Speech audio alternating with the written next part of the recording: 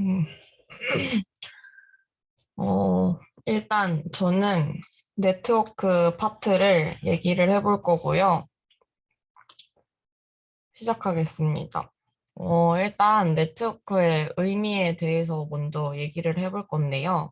네트워크가 뭐냐면은 이제 전송 매체로 연결해서 데이터를 교환하는 시스템의 모음이라고 정의를 할 수 있어요. 근데 이제 이게 무슨 의미인지 좀 더 자세하게 살펴보려면은 이 그림을 보고 먼저 볼 건데, 이거. 우리는 이제 이 동그란 거, 얘를 노드라고 부르거든요. 근데 노드가 뭐냐면은 인터넷에 연결된 시스템의 가장 일반적인 용어, 아니면은 뭐 데이터를 주고받을 수 있는 모든 시스템을 노드라고 불러요. 그래가지고 이제 이거는 뭐 서버나 라우터, 스위치 같은 네트워크 장치를 노드라고 부르고요. 그리고 여기 보이는 이 선을 링크라고 부르는데, 시스템끼리 데이터를 전달하기 위한 물리적인 전송 수단을 의미해가지고, 뭐 유선이나 무선, 이런 거를 의미를 합니다. 그래서 이제 이 노드와 링크를 토대로 네트워크를 설명해 보자면은, 노드와 링크가 서로 연결되어 있거나 이렇게 연결되어 있지 않은 집합체를 네트워크라고 할 수 있습니다. 그러면은 이제 좀 자세하게 알아보기 전에 용어에 대해서 조금 얘기를 해볼 건데, 네트워크 하면은 일단 처리량이랑 지연 시간에 대해서 이해를 하는 게 좋아요. 그래가지고 일단 처리량이 뭐냐면은 링크를 통해서 전달되는 단위 시간당 데이터량이라고 정의를 할 수 있는데, 이제 초당 전송되거나 수신되는 비트 수로 단위를 사용하고요. 그리고 이 처리량은 사용자들이 얼마나 많이 접속했나에 따라서 트래픽이 달라지고, 뭐 네트워크 장치 간의 대역폭 아니면은 뭐 네트워크 중간에 발생하는 에러 이런 걸로 영향을 받는다고 하고요. 그리고 지연 시간 같은 경우에는 요청이 처리되는 시간을 의미하는데, 어떤 메시지 하나가 두 장치 사이를 왕복하는 데 걸리는 시간을 지연 시간이라고 합니다. 그래가지고 지연 시간 같은 경우에는 매체 타입이 유선인지 무선인지 아니면 뭐 패킷의 크기 아니면 라우터의 패킷 처리 시간 같은 거에 영향을 받는다고 합니다. 여기서 패킷은 네트워크 계층에서의 전송 데이터를 의미하고요.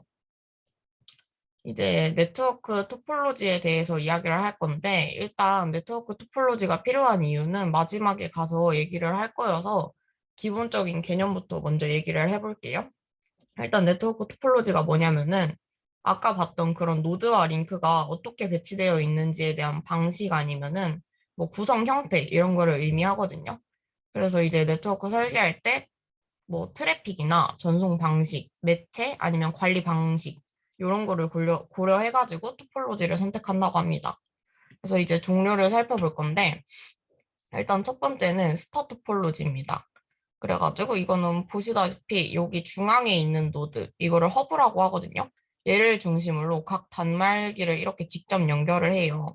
그래가지고 모든 제어는 여기 있는 이 허브가 담당을 하고, 이제 이 스타 토폴로지의 장점은 노드를 뭐 추가했을 때뭐 다른 데 연결할 거 없이 그냥 허브로 이렇게 바로 연결할 수 있기 때문에 되게 확장성이 높다고 하고, 그리고 만약에 A에서 장애가 발생했는데 이거는 직접적으로 연결되어 있는 노드는 이 중앙 노드밖에 없잖아요.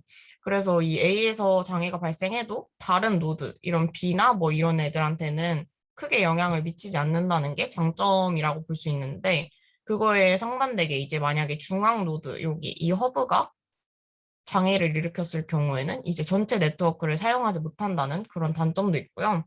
그리고 허브로 트래픽이 집중됐을 때는 성능이 하락한다는 그런 문제도 있습니다.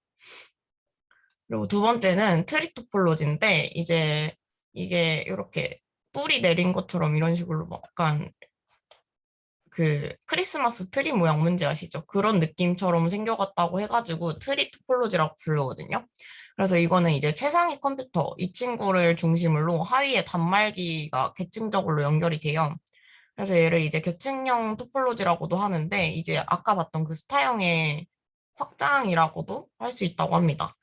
그래서 이제 이 트리 토폴로지 같은 경우에도 스타형의 확장이라고 했잖아요. 그래가지고 이 하위에 노드를 추가하는 게 쉬워가지고 확장성이 높고, 높은 게 장점이라고 할 수 있는데, 이제 단점은 만약에 A에서 B로 이렇게 정보를 넘기려고 할 때 얘네는 바로 이어져 있는 경로가 없잖아요. 그래서 얘네는 이렇게 상위 노드를 타고 가서 정보를 넘기는 수밖에 없어요.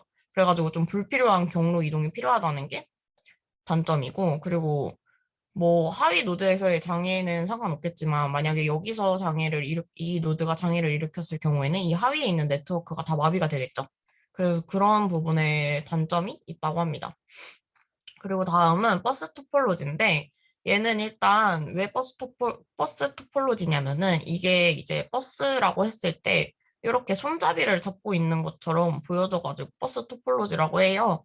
그래가지고 이제 중앙통신회선인 요 하나에 여러 개의 노드가 이렇게 연결되어 있는 네트워크 구성을 버스 토폴로지라고 하고요. 얘는 어떻게 데이터를 전달하냐면은 만약에 이제 A에서 데이터를 전달한다고 생각했을 때 얘가 데이터를 이렇게, 신호를 이렇게 보내요. 그럼 얘는 이제 양쪽으로 퍼지거든요. 근데 이제 얘가 이제 어디에 보낼 건지 주소를 같이 보낸단 말이에요. 그래가지고 이렇게 보낼 때 이렇게 다 지나가면서 얘는 그 주소를 보고 자기한테 오는 게 아니니까 그냥 넘겨보내요. 그래서 얘한테 지나쳐서 이제 B는 이게 주소를 봤을 때 자기한테 온다는 걸 확인했으니까 그 메시지를 복제하고 신호를 삭제를 하는데 이제 이 기능을 스위칭 기능이라고 하거든요. 그래가지고 그런 식으로 데이터를 전달하고 이제 만약에 뭐 A가 B한테 데이터를 보내고 싶은데 지금 B가 갑자기 뭐 연결이 끊겼거나 장애를 발생해가지고 이 지금 신호가 막 떠다니고 있으면은 이제 이 끝에 도착했을 때 이게 쌓이고 쌓였을 때 좀 메모리 낭비가 될 수 있잖아요. 그래서 그거를 방지하기 위해서 우리는 이제 버스 토폴로지 끝 쪽에 단자를 설치하는데 그거를 터미네이터라고 해요. 그래가지고 신호가 끝에 도착했을 때는 이 정보를 삭제하기 위해서 삭제할 수 있도록 그렇게 설치해서 뭔가 공간 낭비를 막을 수 있는 그런, 그렇게 설계를 했다고 합니다.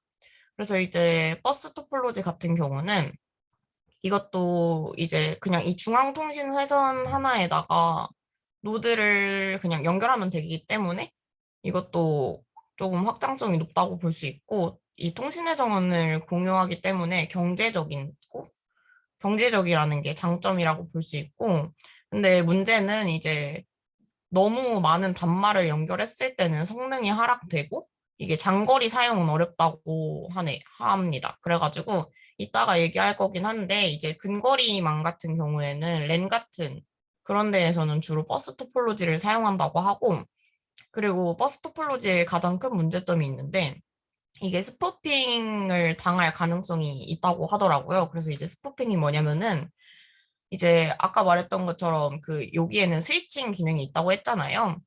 근데 이제 A에서 B한테 뭐 데이터를 보냈는데 그 스위칭 기능을 그 악의적인 노드를 하나 설치해서 얘가 그걸 마비를 시키는 거예요. 그래서 원래는 여기로 가야 할 그 스위칭 기능을 마비시켜서 악의적인 노드로 여기에 있는 악의적인 노드한테 이렇게 가게 해서 그 패킷을 복제해서 조금 검정 방향으로 쓰는 그런 식의 해킹을 하는 경우가 있다고 합니다. 그래서 그게 버스 토폴로지의 가장 큰 단점이라고 볼 수 있고요. 그리고 다음은 링형 토폴로지인데 이거는 이제 이렇게 각각의 노드를 양옆에 노드에게 연결해가지고 좀 전체적으로 고리처럼 보이는 형태이거든요. 그래가지고 얘는 이제 단방향으로 데이터를 전송하기 때문에 어, 좀 고장 지점을 발견하는 것도 용이하고 모든 단말기의 그 네트워크 서비스가 동일하니까 그 고장 지점을 발견하는 게 용이하고 어차피 한 방향으로 가니까 충돌할 가능성이 굉장히 낮다고 합니다. 그래서 그것이 장점이고 그리고 이거는 그걸 안 얘기했는데 이게 데이터를 어떻게 전달하냐면은 이렇게 전달할 때 이 데이터가 그냥 계속 그 신호가 계속 돌 수 없잖아요. 얘가 만약에 얘한테 보낼 건데 얘한테 도달했는데 이제 데이터가 계속 돌면 안 되니까 이제 이 수신하는 쪽에서 메시지를 제공한다고 합니다. 근데 이제 이거의 문제점은 하나의 통신 회선을 사용하니까 만약에 이 친구가 장애를 일으켰을 때는 모든 네트워크가 마비게 되겠죠. 그래가지고 그것도 단점이라고 볼 수 있고 그리고 이 친구는 아까 걔네 뭐 스타형이나 버스처럼 뭐 노드를 추가했을 때 그냥 하나 회선을 딱 이으는 게 아니고 단말을 하나 추가하면은 이 회선은 끊고 여기 통신회선을 또 이렇게 추가를 해야 돼가지고 단말을 추가하는 데는 조금 어렵다고 합니다. 그래서 그걸 단점이라고 볼 수 있고, 그리고 마지막으로 이제 메시 토폴로지인데 얘는 약간 이렇게 그물망처럼 이어져 있잖아요. 그래서 이거를 망형 토폴로지라고도 부르거든요. 그래서 이제 여기 얘네들을 각 장치를 이렇게 1대1로 그 포인트 투 포인트 방식으로 링크를 하고요. 그래서 이제 각각 이렇게 다 연결이 돼 있으니까 안정성이랑 뭐 신뢰성, 보안성 이런 게 높다고 하고, 그리고 만약에 여기서 이 친구가 장애를 일으켰다고 해도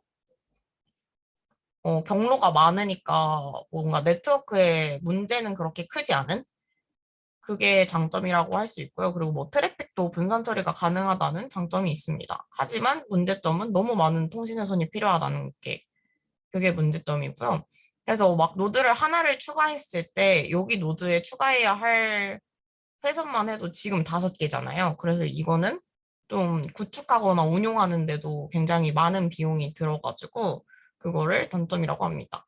그래서 지금까지 토폴로지를 5개를 알아봤는데 이제 실제 네트워크 토폴로지 같은 경우에는 이런 토폴로지를 하나의 종류만 선택하는 게 아니고 방금 봤던 이런 다양한 종류들을 결합해가지고 사용을 한다고 해요. 그래가지고 뭐 예를 들자면은 여기가 이게 만약에 제일 상단에 이렇게 트리 토폴로지를 만들었다면 A는 뭐 메시 토폴로지를 사용하고 뭐 B는 스타 토폴로지를 사용하고 뭐 얘는 버스를 사용하고 이런 식으로 결합해서 사용을 하고 있다고 합니다.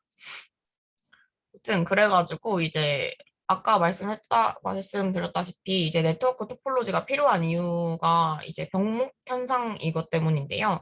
병목 현상이 뭐냐면은 그 물병의 몸통보다 그 목 부분 내부 지름이 좁아가지고 물을 부을 때 되게 천천히 내려오잖아요. 그래서 그거에 빗대어서 설명한 단어인데, 어, 이게 네트워크랑 어떻게 연결되냐면은 이제 만약에 어느 한 서버에 사용자 트래픽이 너무 증가해가지고 트래픽을 관리를 못했을 때 병목 현상이 일어나거든요. 그러면 이거를 봤을 때 만약에 지금 이 회선이 없다고 생각했을 때 이런 형태의 토폴로지를 가지고 있는데 관리자가 딱 보고 어디서 문제가 발생한지는 모르겠지만 이러한 토폴로지를 가지고 있으니까 다른 회선을 추가해가지고 이 문제를 해결하는 거예요. 병목 현상을. 그래가지고 토폴로지가 중요한 이유가 이런 병목 현상을 일어났을 때 또 다른 해결 방법을 찾기 위한 그런 중요한 기준이 되기 때문에 토폴로지를 선택하는 게 굉장히 중요하다고 합니다. 그래서 다음은 이제 뭐 네트워크 분류에 대해서 알아볼 건데 이제 네트워크 분류 같은 경우는 뭐 연결 정도에 의해서도 분류를 할 수 있다고는 하는데 저희는 이제 그 크기나 규모로 분류를 해볼 거예요. 그래가지고 이제 랜이랑 맨이랑 웬으로 이렇게 나눌 건데 일단 이 하위에서부터 이렇게 올라가 보자면은 랜은 로컬 에어리어 네트워크라고 근거리 통신망 아까 그 버스 토폴로지 할 때 잠깐 얘기했던 그거 기억나시나요? 아무튼 그래가지고 같은 건물이나 뭐 캠퍼스 같이 되게 좁은 공간 있잖아요. 그런 데에서 좀 운영하는 건데 우리가 제일 일상생활에서 가장 많이 접하는 그것도 랜이라고 보시면 될 것 같아요. 그래서 랜은 이제 좁은 공간에서 사용하니까 전송 속도도 되게 빠르고 혼잡하지가 않다고 해요. 그래가지고 아까 말했던 것처럼 버스 토폴로지도 사용하지만 링형 토폴로지도 사용을 한다고 합니다. 그래서 그 이제 ISO 기준 랜은 어디서 사용하냐고 그렇게 정의를 한 게 있는데 그거는 이제 랜 같은 경우는 그 네트워크를 구축한 사용자가 직접 네트워크를 관리하고 운영하는 그런 환경에서 랜을 사용한다고 합니다. 그리고 다음은 맨인데요. 이거는 메트로폴리탄 에어리어 네트워크라고 대도시 지역 네트워크를 의미하거든요. 그래서 도시 같은 그런 넓은 지역에서 운영을 하는 네트워크인데, 램보다는 당연히 크니까 전송 속도는 평균이고 램보다는 혼잡하다는 그런 당연한 특징을 가지고 있고요. 그리고 마지막으로 웬인데, 이거는 와이드 에어리어 네트워크라고 광역 네트워크, 뭐 원거리망 이런 거를 의미를 해요.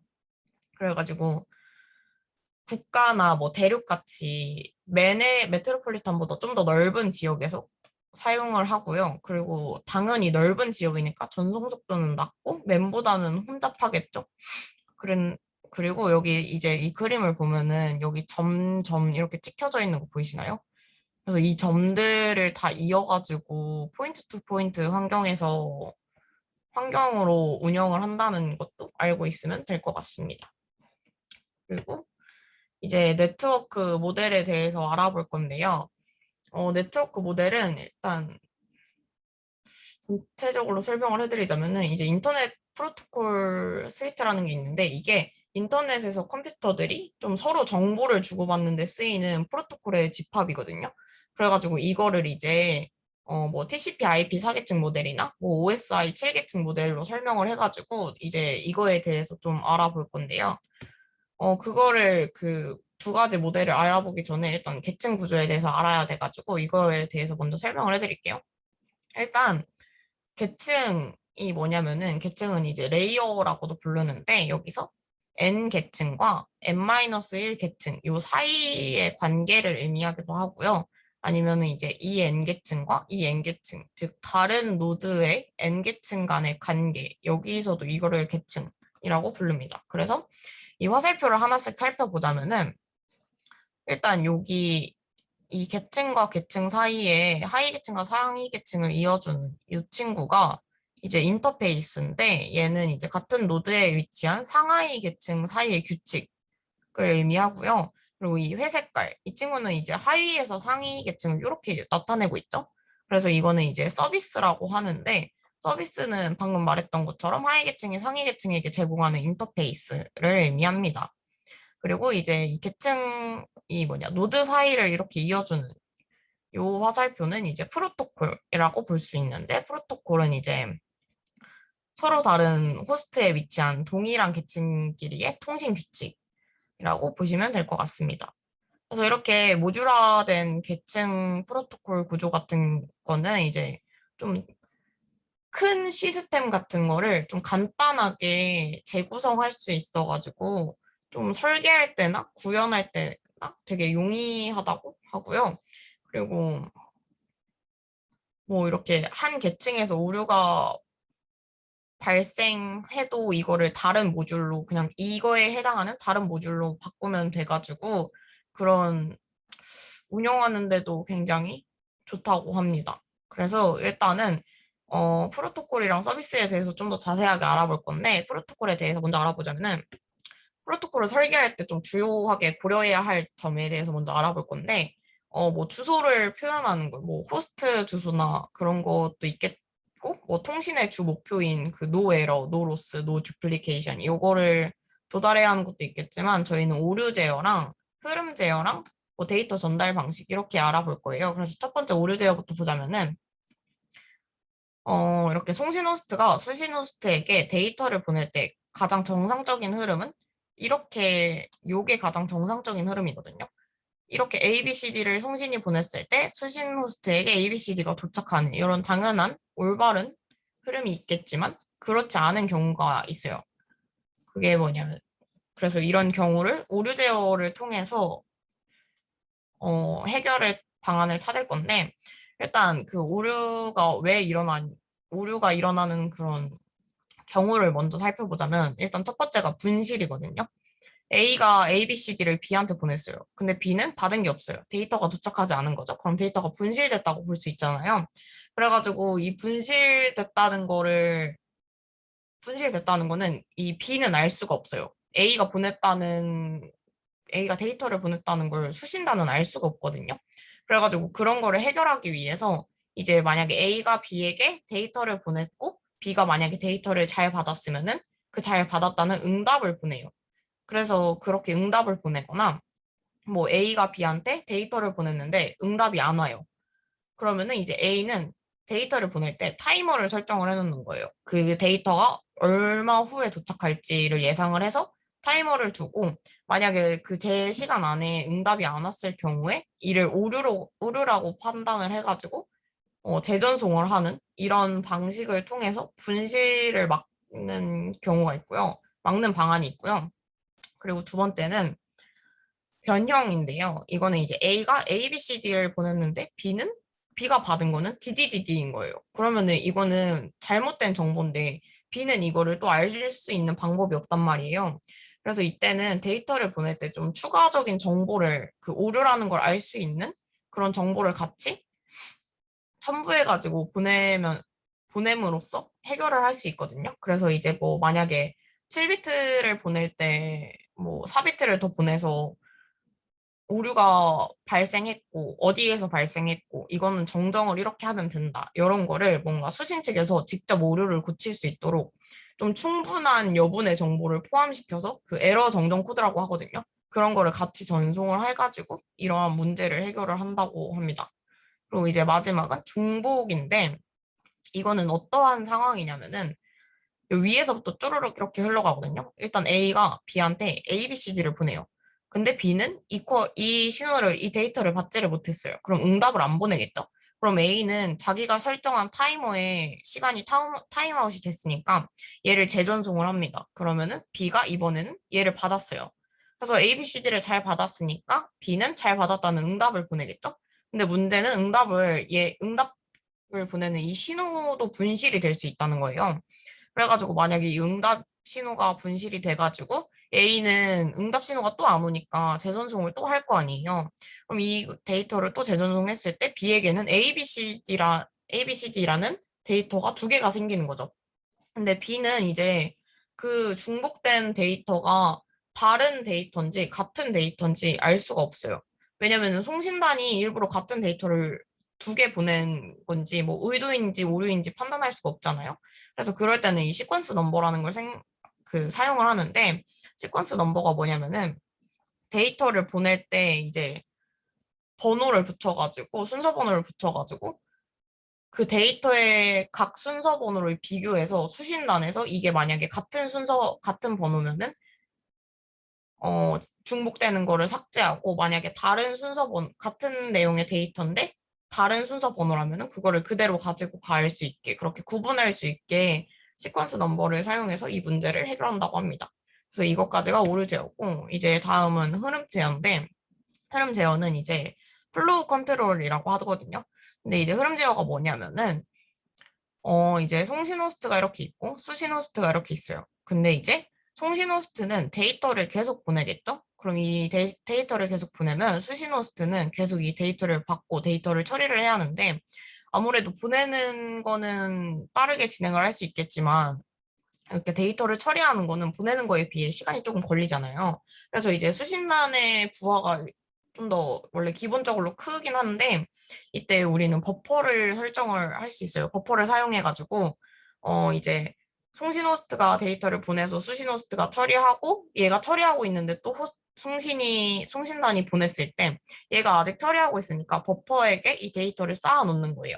그래서 이 호스트가 그 데이터를 내보낸 후에 그 버퍼에 있던 데이터를 또 가지고 와서 이렇게 처리하는 이러한 형태로 좀 그런 흐름 문제를 해결할 수 있겠지만 버퍼 크기에도 좀 제한이 있단 말이에요. 그래서 송신호스트에서 너무 많은 데이터를 보냈을 때 버퍼도 과부하가 될 수 있어가지고 이러한 문제를 예방하기 위해서 이제 흐름 제어를 사용을 합니다. 그래서 흐름 제어는 어떻게 사용을 하냐? 송신호스트가 데이터를 보내요.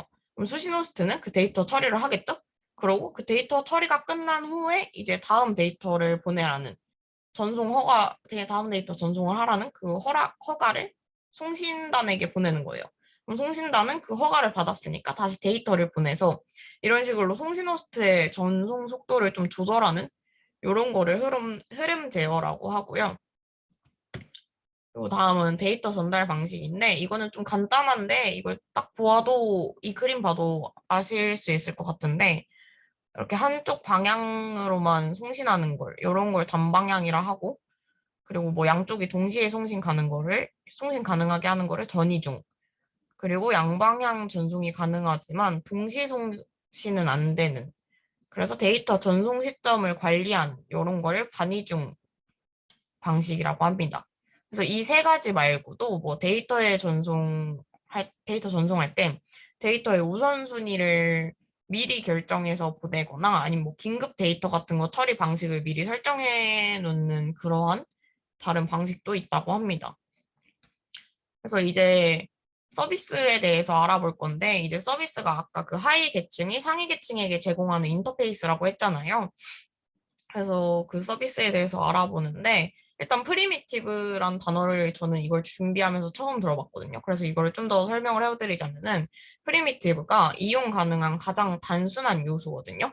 그래서 약간 원자와 같은 비슷한 개념이라고 생각을 하시면 될 것 같은데 어, 이거 서비스 프리미티브가 좀 예를 들어서 설명을 하자면은 이제 누가 저한테 뭐를 사오라고 심부름을 시켜요. 그러면은 그 시킨 사람은 제가 사온 물건과 그 물건을 사고 남은 거스름돈만 받으면 되는 거잖아요. 하지만 저는 심부름을 해야 하니까 뭐 옷을 갈아입고 신발도 신고 문도 열고 가게도 찾고 걸어가서 뭐 두부도 찾고 계산도 하고 이러한 동작을 수행을 해야 하는데 이런 동작을 다 하나하나 나눠가지고 이러한 개념을 약간 서비스 프리미티브라고 생각을 하시면은 좀 쉬울 거예요.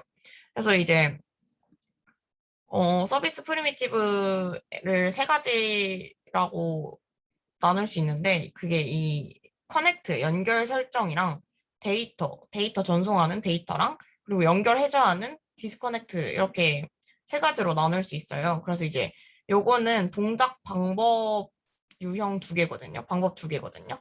그래가지고 일단 연결형이랑 비연결형으로 이렇게 나눌 수 있는데 연결형부터 보면은 이제 연결형은 경로가 그 데이터를 보내는 경로가 이미 설정이 되어 있는 거예요. 그래가지고 어, 이미 설정이 되어 있는 건데 그 경로가 어떻게 설정되냐면은 원래부터 설정이 되어 있는 건 아니고 처음 데이터를 보낼 때 경로가 설정이 되거든요. 그래서 맨 처음에 데이터를 보낼 때는 조금 시간이 소요가 돼요. 그래가지고 어, 시간이 소요되기 때문에 좀 지체가 될 수 있겠지만 그렇게 처음 데이터 보내고 경로가 설정된 후에는 그 이후에 데이터를 보낼 때는 경로가 이미 설정되어 있기 때문에 많은 데이터를 보내는 것도 가능하고 빠르게 보내는 것도 가능해가지고 이게 아마 연결형의 장점이라고 볼 수 있고요. 그리고 얘네들은 근데 그 경로가 이미 설정돼 있으니까 이제 모든 노드가 그 데이터 흐름에 대한 기록을 남기기도 하고, 뭐, 그거를 토대로 데이터를 전송을 해가지고, 뭔가 지속적인 데이터 전송이 필요할 때 굉장히 유용하게 사용할 수 있는 그런 방법이라고 합니다. 근데 이제 뭐 데이터 전송이 끝났다면은 이 디스커넥트를 활용해가지고 이 연결을 끊는 과정도 필요하다는 것을 알고 있으면 될 것 같습니다. 그리고 이제 비연결형인데, 이제 비연결형이 뭐냐면은 이 화살표가 없다는 가정하에 이 친구가 얘한테 데이터를 보낼 거예요. 근데 비연결형 같은 경우는, 연결형 같은 경우는 커넥트를 사용해서 먼저 경로를 짜야 했었잖아요. 근데 비연결형은 커넥트나 뭐 디스커넥트 같은 이런 연결 설정 및 해제 과정이 없어도 돼요. 그리고 그냥 바로 데이터를 전송하는 건데, 이게 데이터를 하나만 보낼 때는 그냥 비연결형이 유용하겠지만, 많은 데이터를 지속적으로 보내야 할 때는 좀 비효율적이겠죠? 그래서 이제 보내는 데이터에 따라서 서비스 종류를 선택한다고 보시면 될 것 같습니다.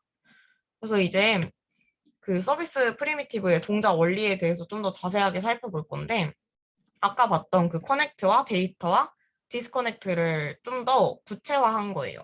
그래가지고, 이렇게 클라이언트와 서버가 있습니다. 그래서 얘네들은 각각 리퀘스트와 컨펌, 리스폰즈와 인디케이션을 가지는데 어떻게 진행이 되냐면은 클라이언트에서 이제 요 하위 계층에 리퀘스트를 팝니다. 그러면은 이 친구는 이렇게 하위 계층에 요청을 해가지고 서버로 넘어가겠죠? 그럼 서버는 이제 클라이언트에서 발생한 이 리퀘스트를 상위 계층에 알리는 거예요. 이 인디케이션이. 그래서 이제 여기서 뭐 이렇게 어떻게 한 후에 이제 서버에서 그 응답을 이제 클라이언트에 다시 보내야 하잖아요. 그래서 이제 클라이언트는 리스폰즈를 사용해가지고 클라이언트한테 응답을 하는 겁니다. 그래서 이렇게 보내가지고 클라이언트한테 도착을 했을 때 이 컨펌을 사용해가지고 서버에서 보낸 응답을 클라이언트로 통보를 하는 겁니다. 그래서 이런 식으로 네 가지를 좀 더 원리를 나눌 수 있는데 얘네는 어떻게 사용하냐면 아까 커넥트 데이터 디스커넥트랑 어떻게 연결을 하냐면은 뭐 리퀘스트 같은 경우에는 뭐 connect.request, data.request, disconnect.request 아니면 뭐 이런 거는 connect.indication, 뭐 data.confirm 이런 식으로 사용을 할 수 있습니다. 그래서 좀 더 자세하게 구체화해서 사용할 수 있겠죠. 그리고 이제 아까 말했던 그 TCP/IP 그거와 OS 7계층, OSI 7계층 모델 중에서 오늘은 OSI 7계층 모델만 살펴볼 건데 OSI 7계층 모델이 뭐냐면은 이거는 오픈 시스템 인터커넥션 7 레이어라고도 부르거든요. 그래가지고 네트워크에서 통신이 일어나는 과정을 이렇게 7단계로, 7계층으로 나눈 거예요. 그래가지고 얘를 왜 사용하냐면은 이제 통신이 일어나는 과정을 단계별로 파악하는 게 가능해요. 근데 이제 파악할 수 있으니까 흐름도 한눈에 알아보기 쉽고 사람들도 이해하기 쉽겠죠? 그리고 뭐 이제 이렇게 자잘하게 나눠져 있으니까 뭐 특정한 곳에서 이상이 생겨도 뭔가 다른 계층을 건드리지 않고 뭐 다른 단계 장비나 소프트웨어 이런 걸 안 건드리고도 이 이상이 생긴 단계만 고치면 되는 그런 장점을 가지고 있습니다. 그래서 그래서 이런 OSI 7계층 모델을 사용하는 거고요. 그래서 이 계층별로 먼저 설명을 드리자면은 이게 이렇게 세 개를 하위 계층이라고 부르고 이렇게 네 개를 상위 계층이라고 부르는데 저희는 1계층부터 이렇게 살펴볼 거예요. 그래서 원래 이거를 보고 설명을 하려다가 이게 좀 더 이걸 보면서 설명하는 게 나을 것 같아가지고 이걸 보면서 조금 설명을 해드릴게요. 그래서 여기 있는 1계층인 물리 계층부터 보면은 이제 물리 계층은 피지컬 레이어라고도 부르거든요. 그래서 얘는 그 호스트를 여기 있는 요 호스트를 이 전송 매체와 연결하기 위한 인터페이스 규칙과 약간 전송 매체의 특성을 다룬 게 물리 계층입니다. 그래가지고 물리 계층은 뭐 물리적이거나 기계적 특성을 이용해서 뭐 통신 케이블로 데이터를 전송하는 거고요. 뭐 허브나 케이블, 신호 전압 이런 거 이런 하드웨어로 구현한 게 뭐 물리 계층이라고 볼 수 있습니다. 근데 이제 물리 계층이 좀 특이점이 있다면은 이 친구들은 진짜 데이터만 전달하는 거예요. 그래가지고 데이터가 뭔지 어떤 에러가 있는지 전혀 신경을 안 써요. 그게 물리 계층의 특징이라고 볼 수 있고요. 그리고 2계층인 요 데이터 링크 계층. 이 친구들은 뭐 하는 애냐면은 이제 물리 계층을 통해서 송수신되는 정보의 오류와 흐름을 관리해서 안전한 정보의 전달을 수행하는 그런 역할을 하고 있거든요. 그래서 아까 말했던 오류 제어랑 흐름 제어가 여기서 이루어진다고 데이터 링크 계층에서 이루어진다고 보시면 됩니다. 그리고 이제 3계층은 네트워크 계층인데 이제 데이터를 목적지까지 가장 안전하고 빠르게 전달하는 기능을 해요. 그래서 이제 네트워크 계층 같은 경우에는 우리가 이제 뭐 데이터를 보낼 때 주소가 명확하게 명시되어 있어야 전송이 가능하잖아요. 그래서 그러한 역할을 하는 거여가지고 뭐 주소 부여 아니면 뭐 경로 설정 이러한 역할을 한다고 보시면 됩니다. 그래서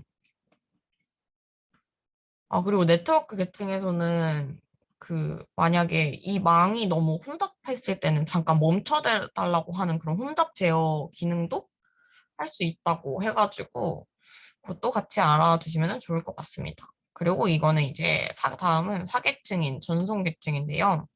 이제 전송 계층은 통신을 활성화하기 위한 계층이에요. 그 송수신 프로세스 사이 연결 기능을 지원을 하거든요.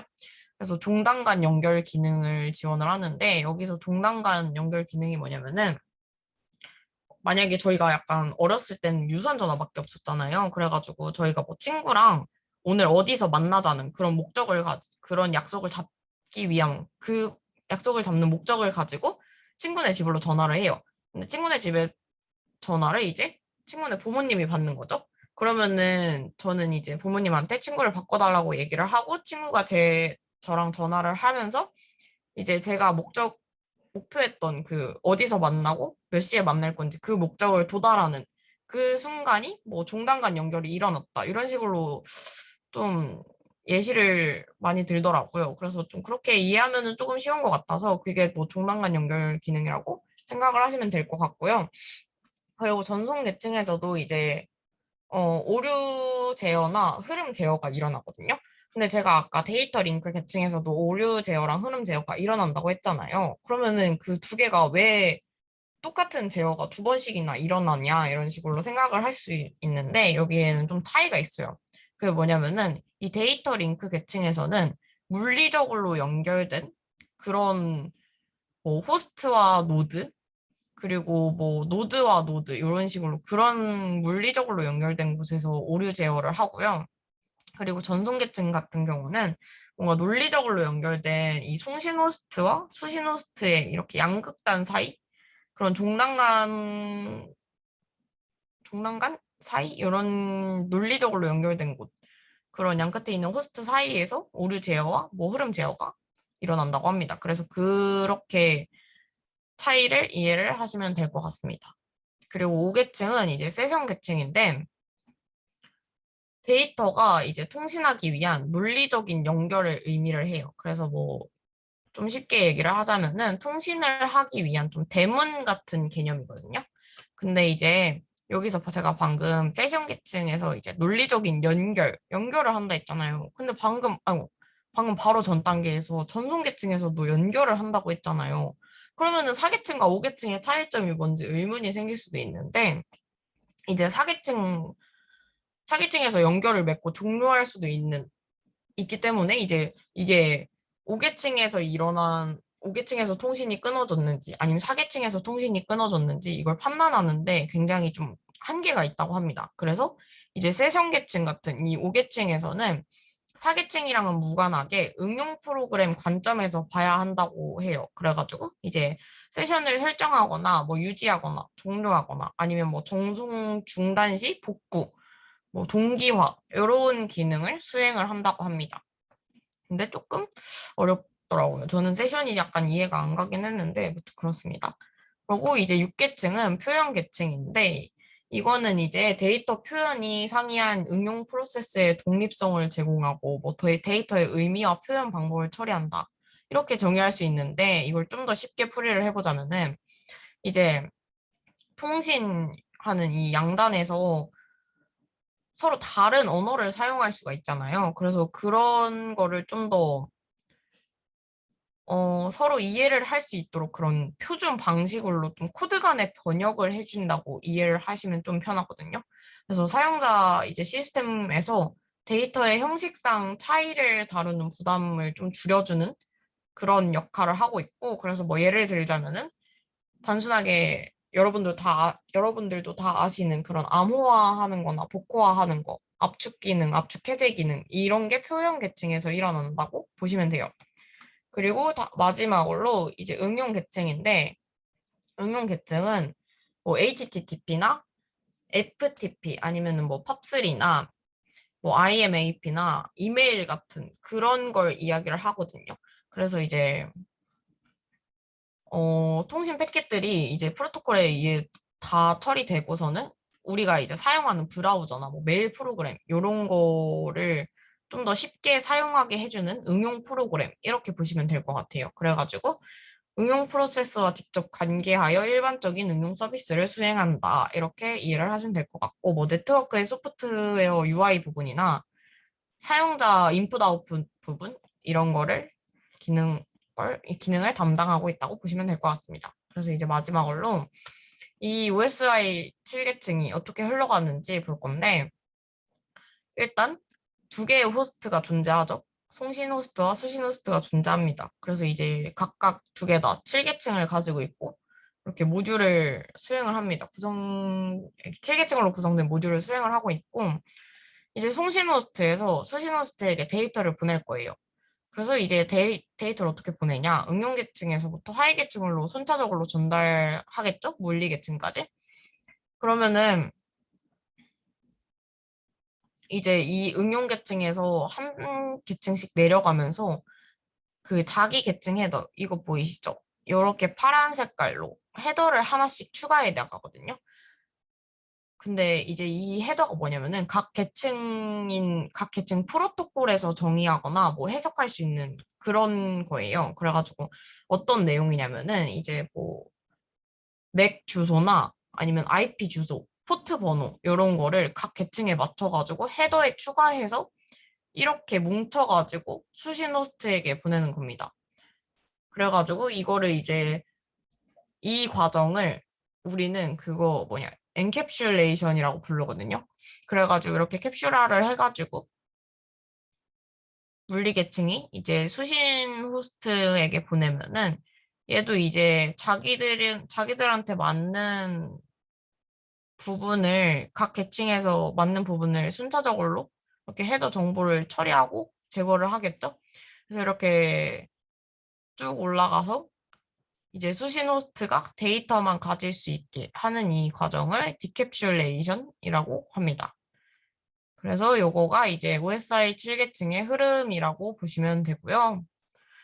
네, 그래서 다음 이제 원래는 TCP/IP 4계층 모델까지 하고 싶었지만 그거는 조금 너무 길 것 같아서 제외했고요. 그거는 다음 내용 때 하도록 하겠습니다. 그럼 이상으로 마치겠습니다.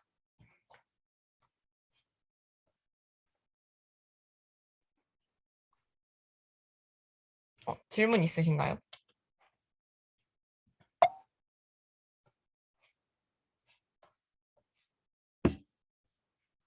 일단 다 처음 듣는 단어라서 저는 질문 없습니다.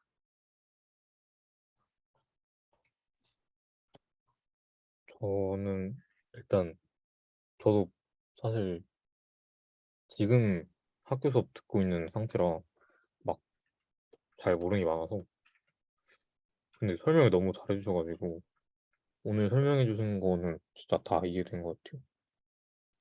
하나도 이해 안 된 게 없고 너무 잘 설명해 주셨던 것 같습니다. 저도 질문 없습니다. 네, 저도 질문 없습니다.